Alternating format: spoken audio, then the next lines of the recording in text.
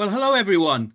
My name's Vince Pizzoni, and I'm going to be spending the next few minutes talking about mentoring, reverse mentoring, and sponsorship. And it's all part of the One Tech World Conference today on March the 28th, 2025.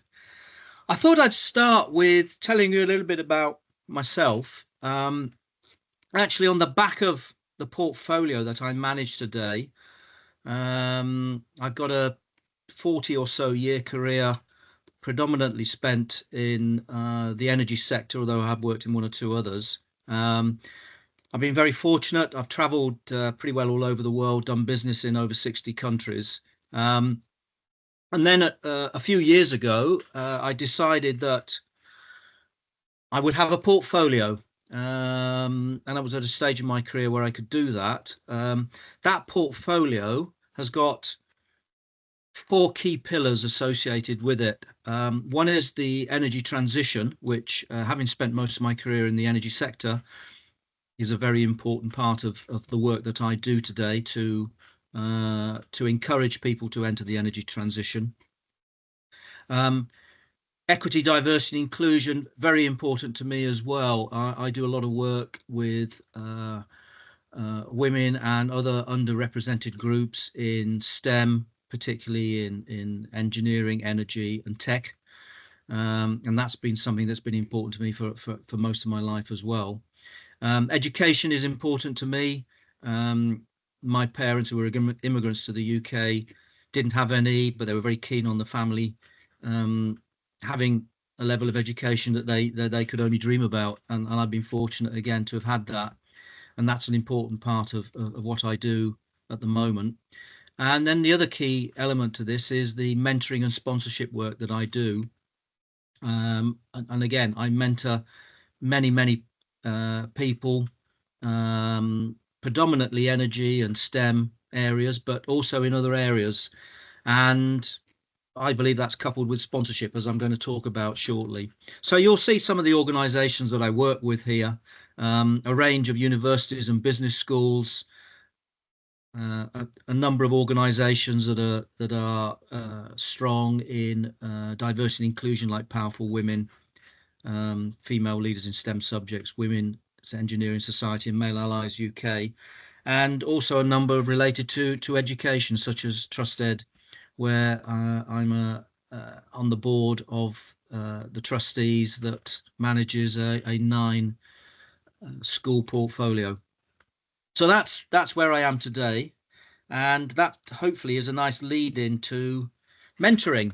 So I'm sure most of you will be fully aware of what mentoring is, but let me just sort of briefly touch on what I see mentoring as being. Very often it's a knowledge share from a senior person in an organization to a junior, and obviously there are a lot of skills associated with doing that. I particularly think the key part of this is the listening element. That is something I put a lot of focus on in my mentoring. I could do a lot better, of course. We could all do a lot better. But empathetic listening for me is about going beyond the normal active listening.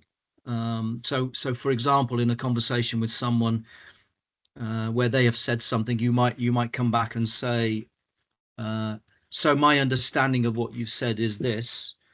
Is that correct? And obviously there's a piece there where the other person would come back and say, yes, that is correct, or maybe we need to focus on something else.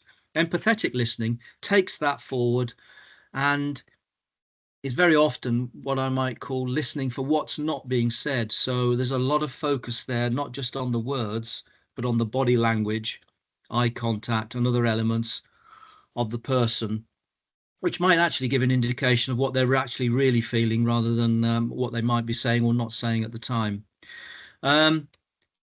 What I think is important in a mentoring relationship is that we move away from, for example, me telling somebody junior what I think they should be considering or doing as part of their career or whatever, and actually learning from each other.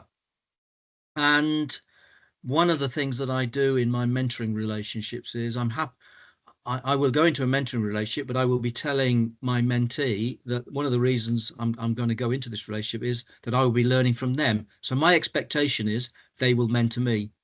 And that's where I think the magic comes from mentoring, where it becomes less of a directive, I'm telling you this approach, to what can we learn from each other.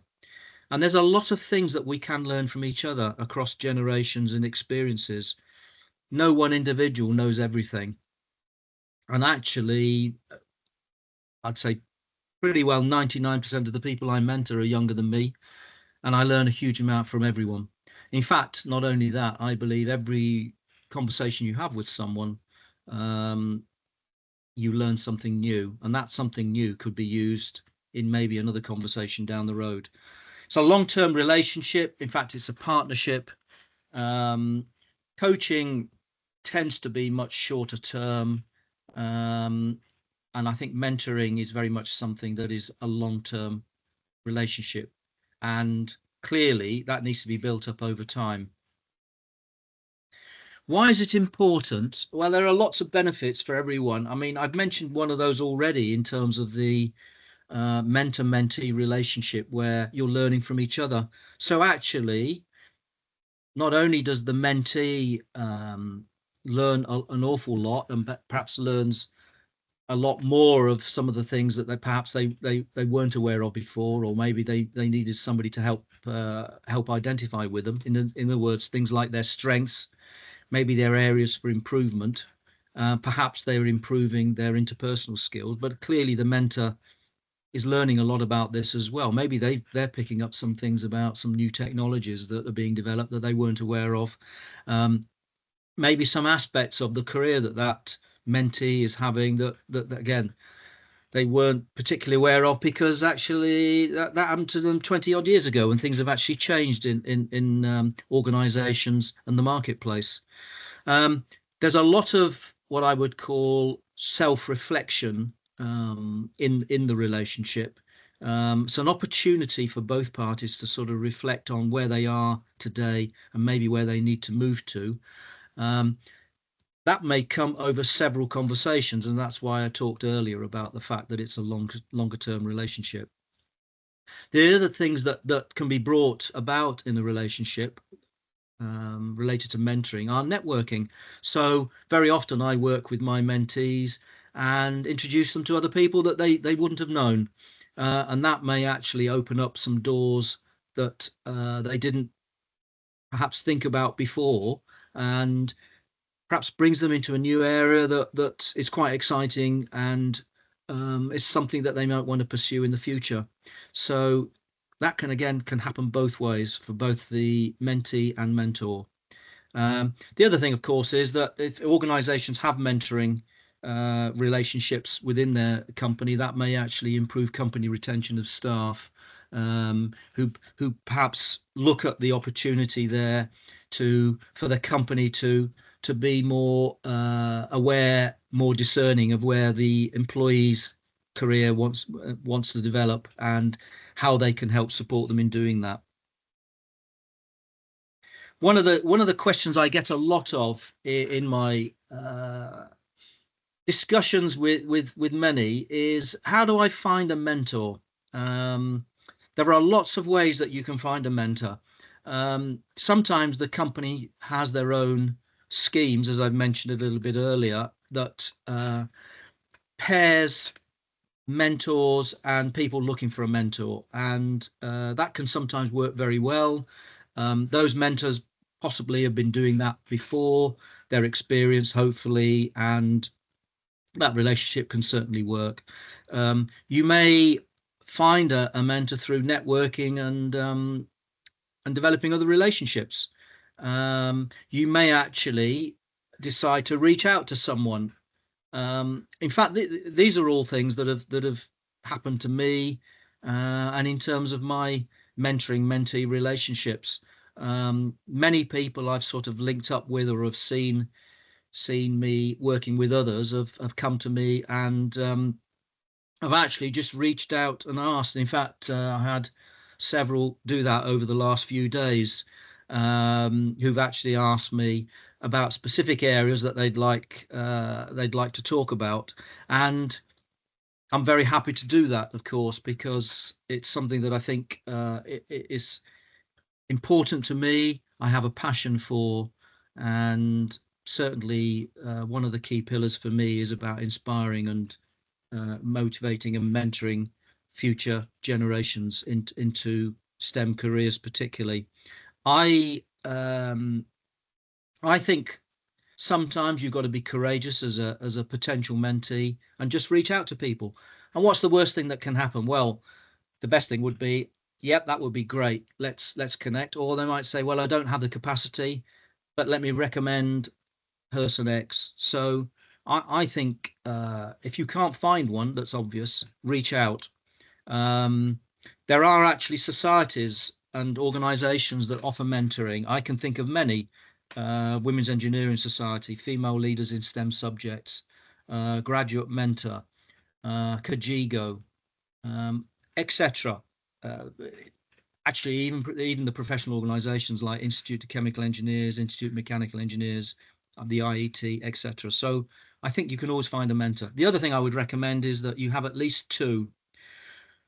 If you're in an organization, a company, you will probably have an internal one, but equally, I would suggest you have an external. The internal one's great for what's going on internally.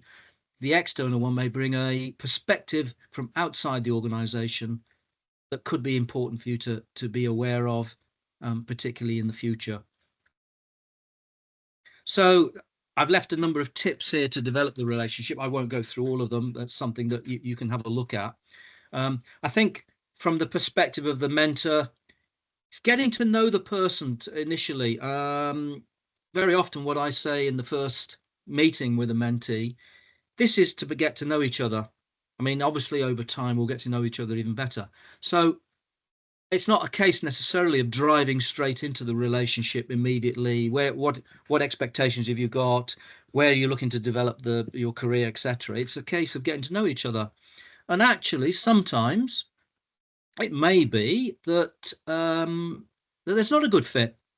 You may not have known that at the beginning, and in fact, it's nothing to be ashamed of if a mentor-mentee relationship ends fairly quickly because the two parties feel that there's not a relationship between them that they can develop further. So don't be worried about that. That can happen. I mentioned things about clear and honest feedback. I think that's important. There's no point having a relationship where I'm not indicating to the mentee where things perhaps need improving or whatever. And I think the mentees are looking for clear and honest feedback from their mentor. So make sure that we do that. Lots of open-ended questions. That allows the opportunity for the mentee to open up and maybe tell you more about situations rather than is it this or is it that. So I think open-ended questioning is better.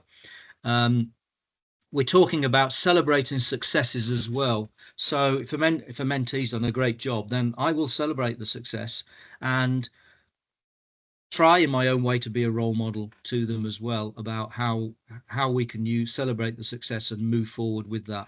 I think from the mentee perspective, they ideally need to drive the relationship. So they're the ones that are pushing the mentor. I think it would be great to have a conversation next week. There's a number of things that have happened in my work and career that I think we need to talk about, etc. So I think the mentee should be driving the relationship. It shouldn't really just be the mentor doing that, although they may have to do that initially. I think you need to be aware as a mentee where you want to develop your career, perhaps come up with some ideas of where you see possibilities that you want to discuss further. You want to be asking about where are you doing well and where do you need to improve, and you want a pretty honest and transparent communication, as I've mentioned earlier. Also remember that the mentor-mentee relationship may not be for life. Several times it's been obvious and in my relationships with mentees that actually they needed somebody else to move them forward. So again, as a mentor, don't over worry that. Actually, It's nothing to be, again, a problem with. It's quite a natural evolution of a mentor-mentee relationship that it may well be you need to hand over to somebody else. And again, mentor and mentee need to be aware of that. On to reverse mentoring. This is something that's been around for quite a while. And in fact, if I think back to my career, I led some pretty large teams in around the globe, and I was often soliciting input from my team members on various aspects of the business. That could be how I could improve in my leadership of them. It could be related to some talks that I'd been giving, which they'd been present at. Could be related to a whole bunch of things. So I was actually soliciting input from them. And actually, if you look at it, that's very much almost a reverse mentoring relationship. Very often I would find individuals in my teams who I knew would give me clear and honest feedback about the situation at that moment, and those relationships would be long term as well. So reverse mentoring turns the mentoring relationship upside down. It's very much one that empowers more junior people, younger perhaps people, to become more leadership role in the relationship. So they are actually mentoring the more senior individual in the organization. And that can happen through various things. It could be because the senior has perhaps lost touch with what's happening with the junior staff that perhaps he would have had 20 years ago, and things have changed. It could be some new technology that's come in that they feel they need to be aware of. It could be to become more aware of some of the issues that people are facing in organizations, particularly from a diversity and inclusion perspective, which perhaps from their senior management position they're not seeing. So it's I see it as a very important part and an evolution of the mentoring relationship, and can very often foster a much more inclusive culture where the junior staff are actually feel they're being listened to, and that's a very important part. So it's all about knowledge sharing, it's all about building authentic connections, and this is again something that may improve staff retention, because if junior staff feel they're being listened to through these relationships, then it may actually help them decide to stay, because they actually feel that they're in an organization where people actually listen. Last area I want to touch on is sponsorship. Probably the most important part of accelerating your career in an organization. So mentoring is important because it enables you to talk through issues with somebody perhaps who's more experienced in the mentoring relationship.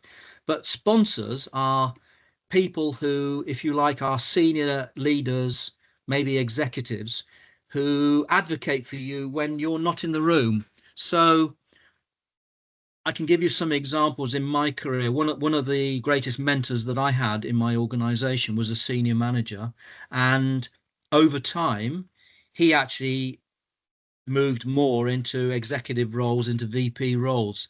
And what happened was that he went from becoming my mentor to becoming my sponsor.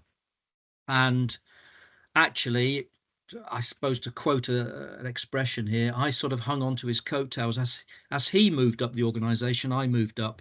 And eventually, when he retired, I actually took over his role as managing director for the UK and Europe. So these are people who will be meeting other senior executives in the room, and they'll be saying things like, well, you know, I met Vince the other day in the corridor, very enthusiastic about the company, wants to move forward, and in fact I think we need to be thinking about moving him forward into the organization, and perhaps looking at international assignment. So you're going to need sponsors. They're going to come through similar to mentoring, through networking, or even through the mentoring route, as I've mentioned. What you need to do is be prepared to have that conversation with a senior person.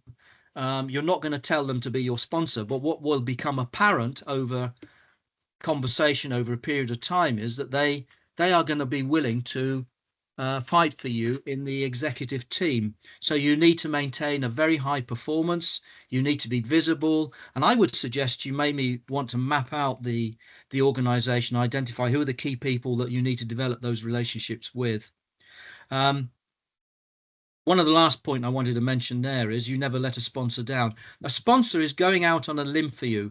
They are deciding I need to do something for Vince. I need to promote Vince in the organization. If Vince lets him down or her down, then there's going to be a problem. And I think what we need to be aware of is that if you have developed a relationship with a sponsor, that relationship is absolutely important, and never ever let that sponsor down in terms of either your standard of work, the relationships you have with them, and other factors which could backfire on that sponsor. So there for me is a key area. Sponsorship, absolutely key to developing a relationship. And that is why I suppose in my work, I mentor and sponsor. I see them as working together. You can't have one without the other. So in my particular case, what I do is I can sponsor the mentees that I work with, either through their organizations, through people I know, or through social media, and particularly LinkedIn. Very often the way I work is to meet the mentees, probably talk a lot about them on LinkedIn, and then actually identify their key strengths and what organizations need to be looking out for. And of course, I will then put them in touch with my network, and I've got a large network which hopefully will help them in getting a new role. So just to finish, some quotes. I won't go through them in detail. I work a lot with Chelsea Baker, who founded National Mentoring Day. She does some great work in this area of mentoring, and I've done a lot of joint work with her, and definitely someone who you could consider connecting to. You'll see some of the famous people there who've given some very good quotes about where mentors are in terms of where a great mentor may take you as opposed to just a mentor. And I think that's very true, that very often, a really top class mentor will take you where you don't want to necessarily go, but you probably ought to be. However, my most, I suppose the quote that I really enjoy is Maya Angelou's one. And it's about caring. And that's what it is at the end of the day. If you don't care about people, then that relationship isn't going to work. And I think at the end of the day, it is about caring. It is about understanding. It is about developing the relationship such that we move forward. And to be an effective one, absolutely, I must care about my mentee. And I can always learn a lot more about it, but I do put a lot of focus on care and understanding and getting to know them. So that's my talk for the day, and obviously I'll be very interested to hear if you've got any questions. Thank you for your time, and I hope you have a great rest of the day. Goodbye.